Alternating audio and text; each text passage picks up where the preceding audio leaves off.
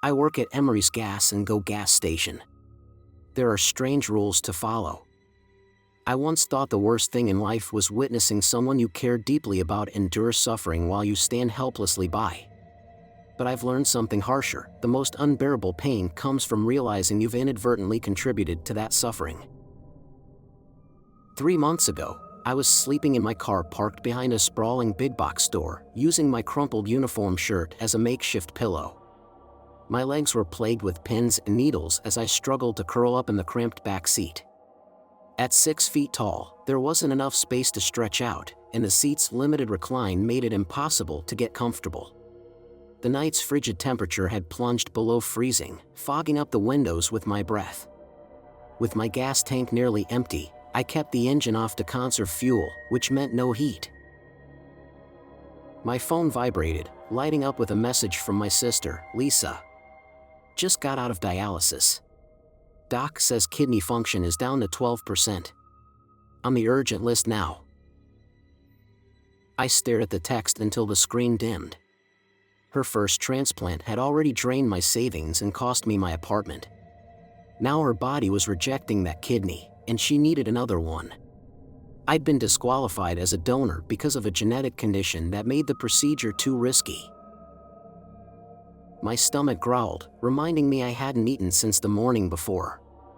A quick glance at my bank app showed a balance of $427, barely enough to cover gas and certainly not enough for food. For months, I'd been scraping by with odd jobs from delivery apps and other gig work. Between fuel expenses and basic necessities, I was constantly on the brink of running out of money. I rummaged through the glove compartment and found a stack of rejected job applications. Each interview ended the same way. The employer would frown at the gap in my employment history, the time I'd spent caring for Lisa, before telling me they'd be in touch. None ever were. Then I noticed the folded newspaper I'd picked up earlier that day. A help wanted ad was circled in red. Night shift attendant needed, Emery's Gas and Go 10 p.m. to 6 a.m. Experience preferred but not required. Competitive pay. Apply in person. The address was 25 miles out of town, on an old country road that had fallen into obscurity after a new bypass was constructed. I vaguely recalled passing the place, a dilapidated station with faded pumps and a small convenience store that looked stuck in another decade. I checked my gas gauge, just under a quarter tank. It would be enough to get there and back if I drove carefully. With no other options, I started the engine and left the parking lot.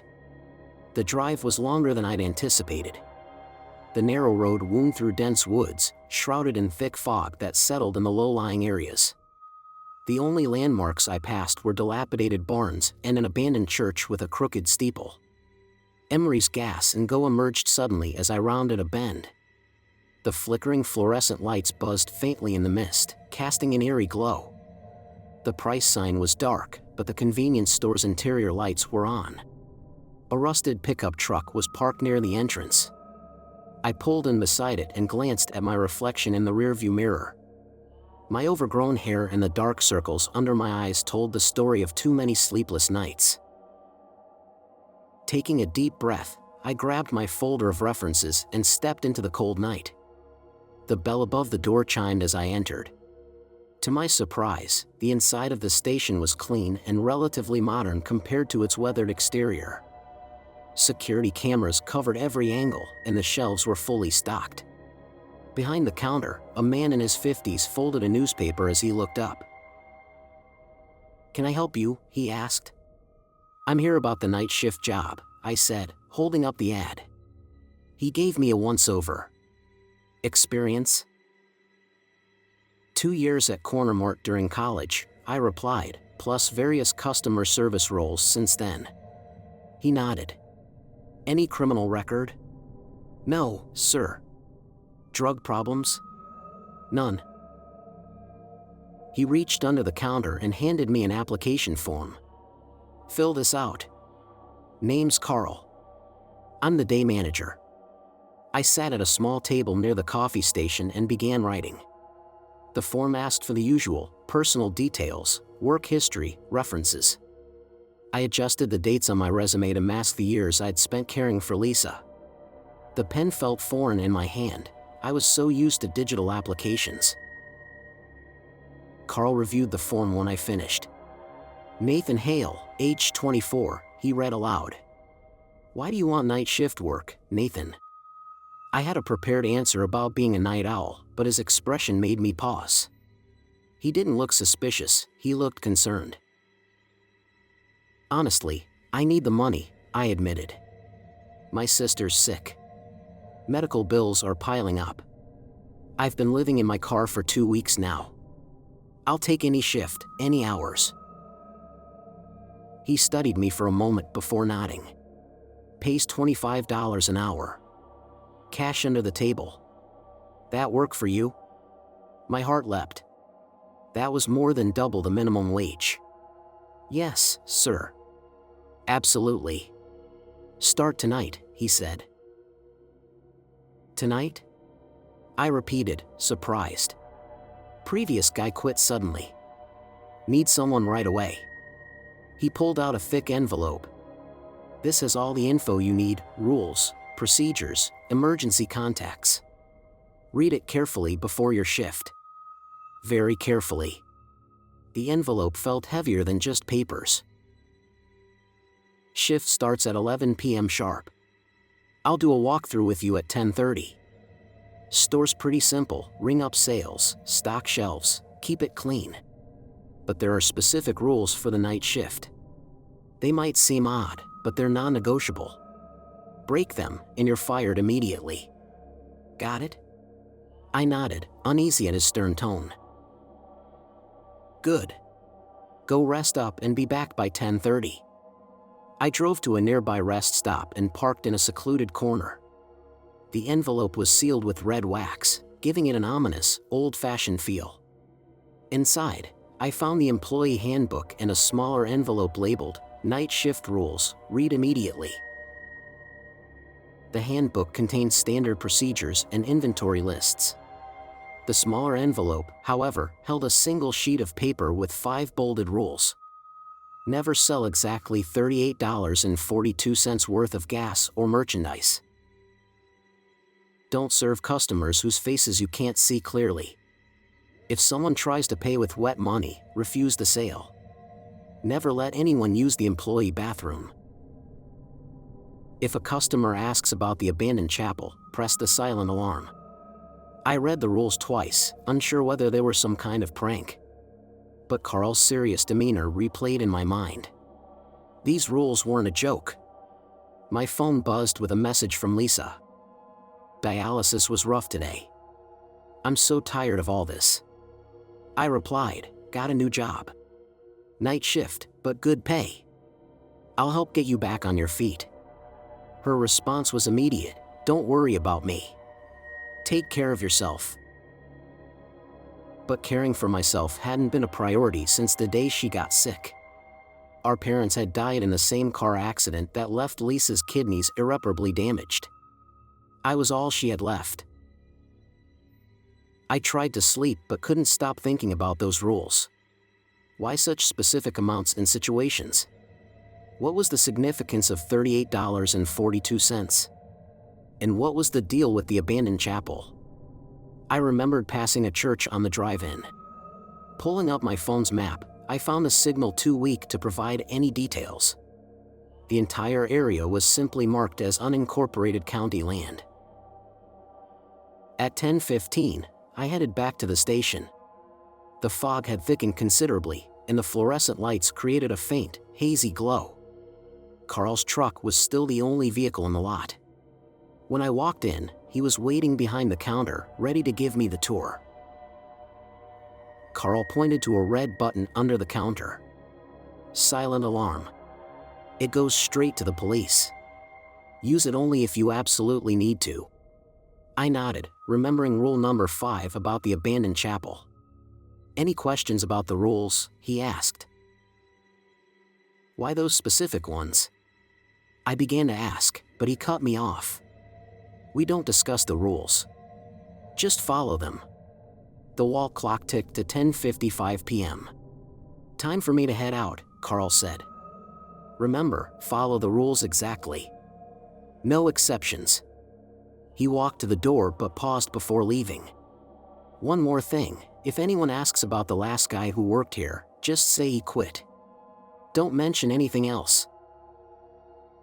What else would I mention? I asked, but Carl was already out the door. I watched as his truck disappeared into the fog. The clock ticked to 11 p.m. My first night shift began, and I had no idea how much my life was about to change. No clue that these strange rules would lead me to horrifying discoveries. No inkling that my sister's illness and this gas station were connected in unimaginable ways. I stood behind the counter, watching the dense fog press against the windows while the security cameras hummed softly overhead.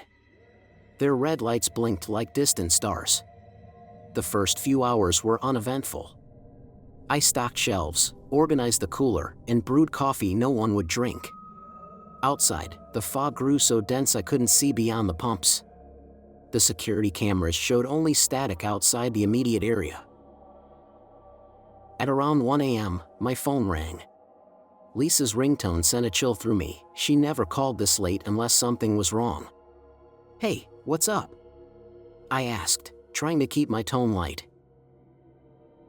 "Nathan," she said, her voice trembling. "Something's wrong with my kidney." I gripped the counter. "What do you mean? What's happening?" "It hurts. Really bad. Worse than the rejection pain." Her voice cracked. "And my incision scar, it looks fresh. Have you called your doctor?" I asked. "They said my labs look normal," she replied. "Told me to take my pain meds and call back if it gets worse." Her voice faltered as she fought back tears. "I didn't want to worry you, but something's really wrong." "I can leave work," I offered. "No," Lisa said firmly. "You just started this job. I'll be okay. I just wanted to hear your voice." The bell above the door chimed, signaling a customer. "I have to go," I said quickly. "Call me if it gets worse, okay? Promise?" "Promise," she replied softly. "Love you." "Love you too." I ended the call as a woman approached the counter. She wore a long coat despite the warm night, and her damp hair clung to her face. With each step, water, or something darker, dripped onto the floor. "Just this," she said, placing a candy bar on the counter. Her hands were soaking wet, leaving dark smudges on the wrapper. Rule number 3 flashed in my mind: if someone tries to pay with wet money, refuse the sale. The woman reached into her pocket and pulled out a wad of bills. They were completely drenched, dripping the same dark liquid onto the counter. The sharp, metallic smell hit me immediately. "I can't accept wet money," I said, trying to keep my voice steady. "Store policy." She looked up, and for the first time, I saw her face. Her skin was gray and translucent, with dark, bruise-like circles under her eyes. A thin line of stitches ran along her hairline. "Please," she whispered. "I'm so hungry."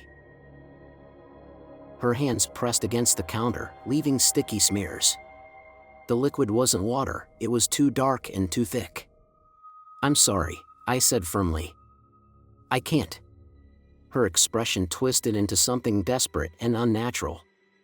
She slammed her hands onto the counter, harder this time, leaving dark, bloody prints. I noticed surgical staples along her wrists. "You have to help me," she pleaded, her voice raw. "Don't you understand?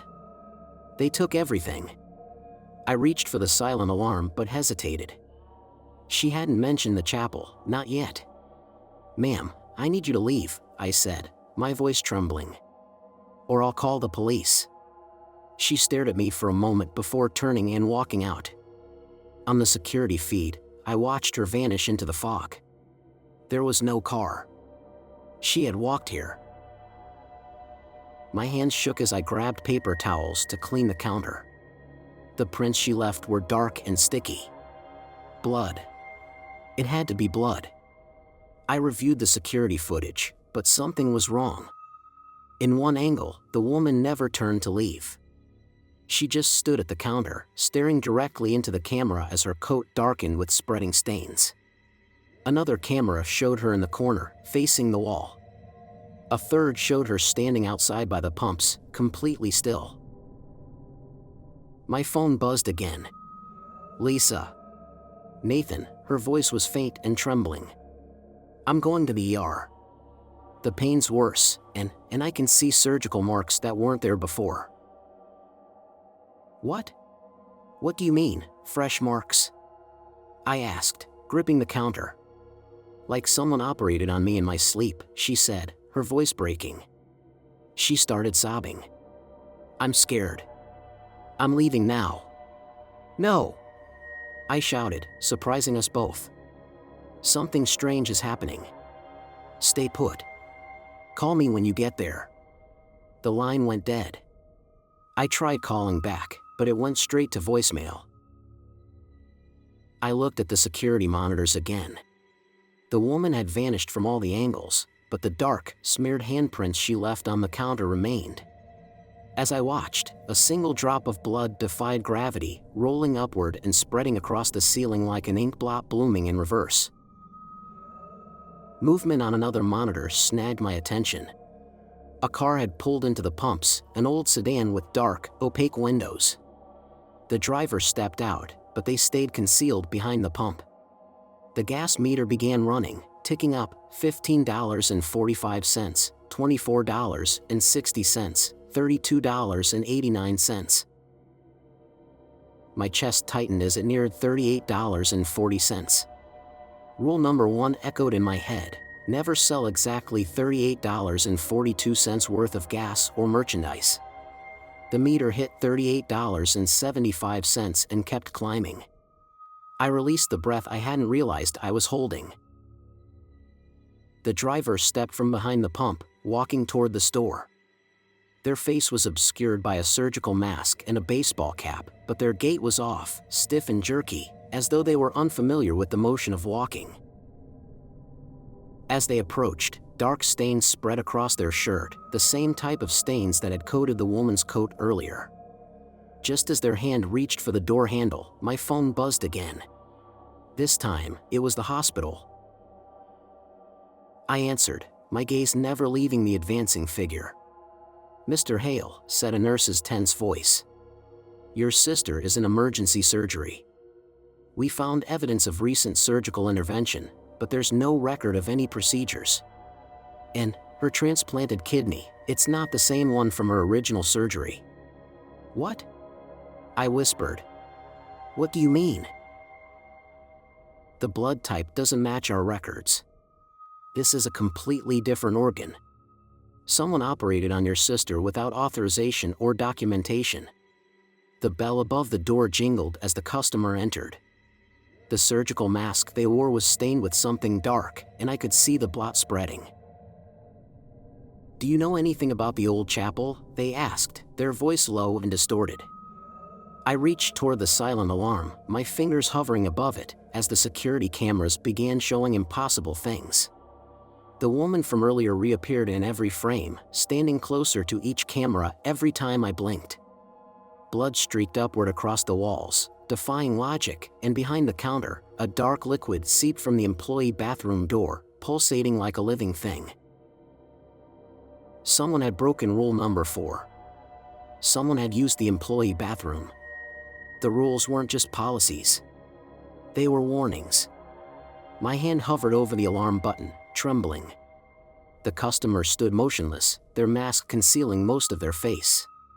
Do you know about the chapel? They repeated, their tone sharper, inhuman.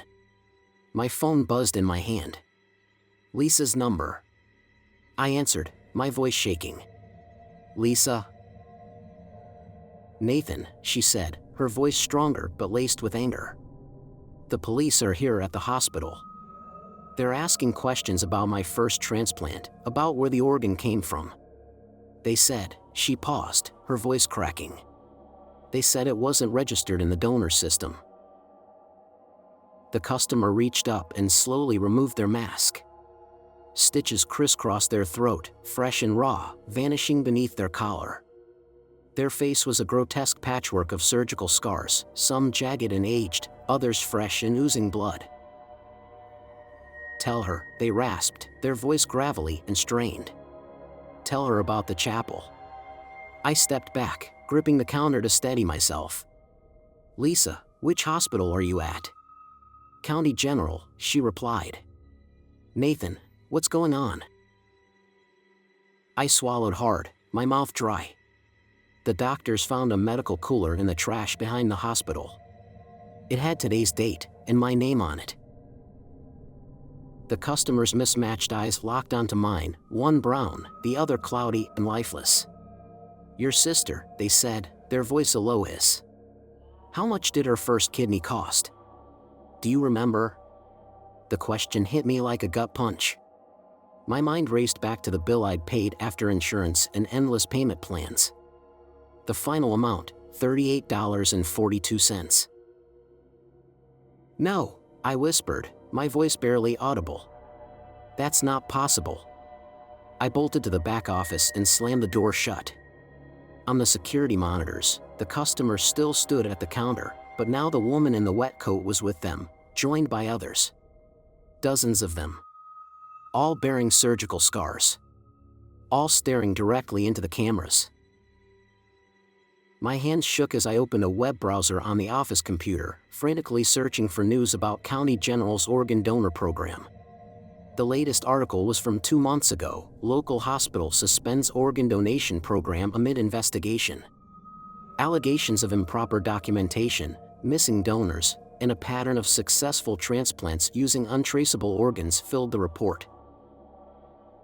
At the bottom of the article, one chilling line stood out. The investigation began after suspicious activities were reported at an abandoned chapel property outside city limits.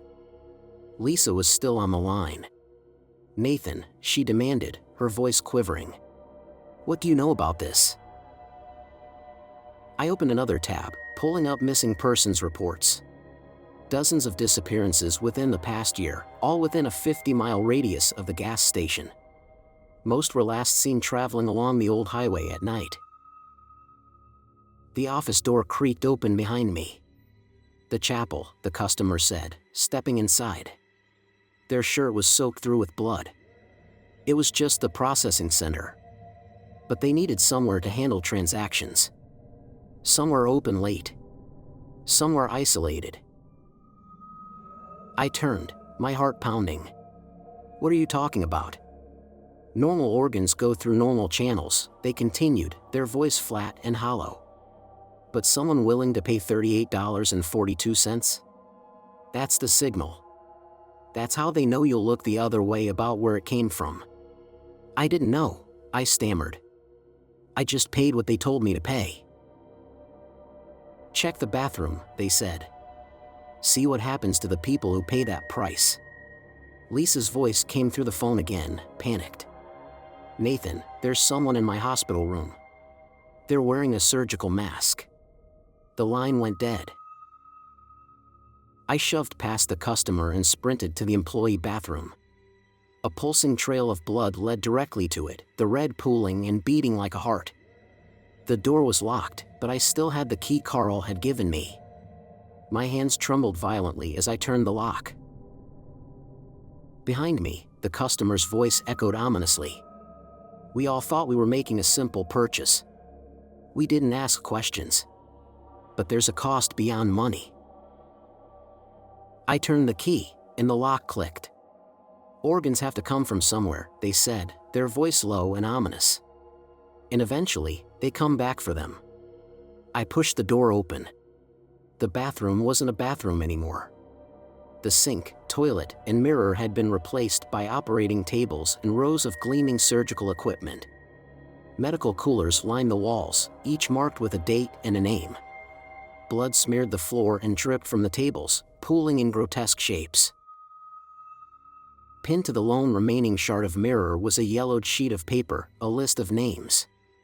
Donor names. Transaction records.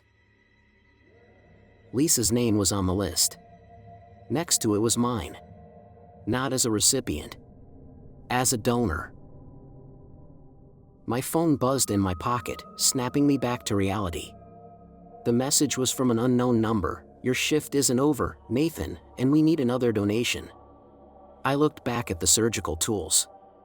They began to rise, levitating unnaturally, their edges gleaming under the harsh fluorescent light. Blood dripped from their tips, splattering onto the floor. They moved slowly, deliberately, as if guided by unseen hands. I turned and bolted, shoving past the customer in the store. I burst out into the foggy night, my breath clouding the air as I ran. My only thought was to get to the hospital. Lisa was in danger. She needed me. But as I reached my car, I froze. Headlights pierced through the fog, illuminating a procession of vehicles pulling into the station. Each one stopped at a pump, and as I watched, their meters ticked to a hauntingly familiar number, $38.42. I looked beyond the station. Rising out of the mist was the silhouette of a chapel steeple, dark and crooked against the gray sky. Lisa needed me. But I couldn't leave yet. Whatever horror this was, it had started at that chapel, and it had to end there. My phone buzzed again. Another message from the unknown number, "The chapel or the hospital, Nathan. Choose carefully. Your sister won't survive another extraction." Another extraction. The words hit me like a blow to the chest. This wasn't just about Lisa's first transplant. They had taken more, were still taking more. I climbed into my car and turned toward the chapel. The fog seemed to part reluctantly, revealing the crumbling building as I approached. Its windows were boarded up, the crosses on its walls broken and dangling. Yet, faint light flickered through the cracks in the boards, and shadows moved inside like restless spirits. As I parked behind the building, I silenced my phone. The back door was ajar, spilling light onto the wet ground. I approached cautiously, the sound of voices filtering through the opening. One of them stopped me cold. It was Carl's. "The Hale girl needs another replacement," he said, his tone detached. "Her body's rejecting the merchandise." Another voice, sharp and clinical, responded. "The harvest team is en route to the hospital, but we need a fresh donor for processing. Her brother meets the criteria." "Already handled," Carl said. He took the night shift. "Payment's been processed, $38.42. My stomach churned as I pressed myself against the wall, peering through the crack of the doorframe. The chapel's interior had been gutted and transformed. Surgical lights hung from the ceiling, casting harsh shadows over rows of pews now piled high with medical equipment. Coolers, hundreds of them, were stacked along the walls. Bloodstains marred every surface. The pieces fell into place with sickening clarity. The missing people. The wet money. The surgical scars. They weren't just trafficking organs, they were recycling them. Harvesting them back from recipients who thought they had been saved, cleaning the organs up in this grisly chapel, and reselling them. When the organs failed, they came back for more. I gritted my teeth, rage boiling in my chest. This wasn't just about Lisa or me anymore. This was a system, a monstrous machine built on suffering. And it had to be stopped. A door slammed somewhere in the building. Footsteps approached, heavy and deliberate. I ducked into a small office, my heart pounding against my ribs. Files were scattered across the desk, medical records, transaction logs, coordinates. A large map pinned to the wall showed the gas station's location circled in red, with lines radiating out to hospitals across the state. The gas station wasn't just a meeting point. It was a test. The rules were designed to identify people desperate enough to ignore the warning signs. People like me. I grabbed as many files as I could carry and turned to leave. A single sheet of paper fluttered to the floor. Lisa's medical chart. I picked it up, and my blood turned to ice. Her kidney hadn't failed naturally. They had deliberately triggered the rejection. Just like they had with every other recipient. Keeping their merchandise in circulation. The voices in the hallway grew louder. Prepare the operating room. Hale will be here soon. Panic surged through me as I scanned the room for an escape. The office window was small but unboarded. I forced it open and squeezed through just as the door handle turned. The sound of footsteps behind me drove me forward, adrenaline masking the cuts and scrapes from the jagged frame. I sprinted to my car and dialed the police. Not the local number, I called the FBI tip line I'd found during my earlier research. My voice shook as I reported everything: the chapel, the gas station, the organ trafficking ring. Units are already en route, the operator said, their tone calm but urgent. We've been building a case for weeks. Your sister's doctor reported suspicious activity an hour ago. As I hung up, headlights illuminated the chapel's entrance. A medical transport van pulled up, its logo pristine but its purpose anything but. The Harvest Team. I slammed the gas pedal, heading toward County General. Lisa couldn't wait. The drive was a blur of red lights ignored and shortcuts taken. My phone buzzed repeatedly with texts from the unknown number. The merchandise must be reclaimed. Your shift isn't over. Payment processed, $38.42. I reached the hospital in record time. Emergency vehicles filled the parking lot, their lights flashing blue and red. FBI agents were everywhere, escorting people out in handcuffs: doctors, nurses, administrators. All of them complicit in the trafficking ring. Lisa's room was on the 3rd floor. I took the stairs 2 at a time, my lungs burning as I reached her door. My phone buzzed one last time. A photo. The image showed the employee bathroom at the gas station. The door was open. An operating table was visible. Tools laid out and ready. And Carl, standing there in surgical scrubs, mask lowered, smiling directly at the camera. She's not the only one who needs a donation tonight, the text read. I burst into Lisa's room. A surgeon stood over her bed, scalpel raised. Not a real surgeon. One of them. Their scrubs were dark with stains, surgical scars visible above their mask. I tackled them before the blade could fall. We crashed into the medical equipment, the sound of metal clattering to the floor as FBI agents stormed in. The fake surgeon fought like a cornered animal, their eyes wild as they clawed toward Lisa. In the struggle, their mask fell off. It was the woman from the gas station. The one with the wet money.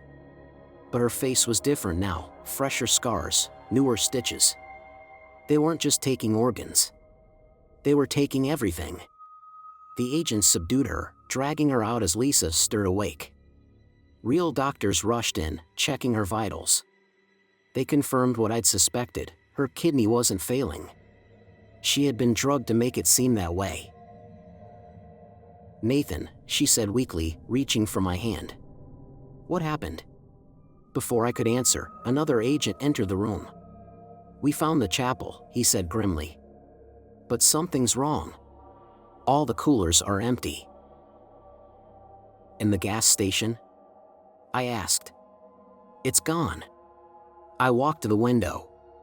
Dawn was breaking, and the fog was lifting. Where Emery's Gas and Go had stood, there was nothing but an empty lot. No building. No pumps. No sign it had ever been there. But when I checked my phone, one unread message remained: your shift starts again at 11 p.m. Don't be late. I deleted it. Blocked the number. And sat beside Lisa as the agents took my statement. Every detail, the files, the recordings, the evidence I'd gathered. The organ trafficking ring had been dismantled. Dozens of arrests. Hundreds of victims identified. But sometimes, late at night, I still see lights in my rearview mirror. A gas station appearing where none should be. A sign advertising a night shift position. The pay is good, $25 an hour, under the table. All you have to do is follow 5 simple rules. And hope you never find out why they exist.